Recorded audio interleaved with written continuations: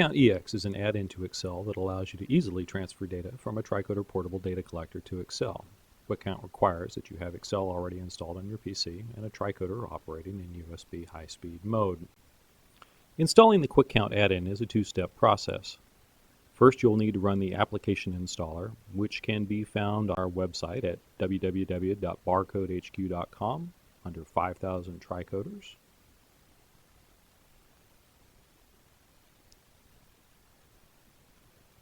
You'll be prompted for your language,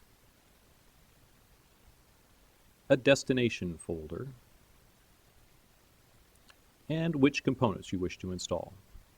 Note that the installer will automatically detect which version of Excel you have, 32 or 64-bit, and install the appropriate code. After the installer is finished, you can now move on to step 2, enabling the add-in. To enable the add-in, start by opening Excel.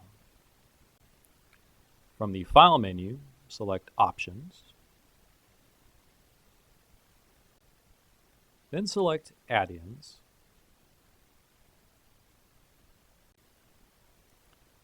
In most cases, the add-in will appear right away under the Add-ins menu in Excel. If it doesn't, simply quit Excel and restart.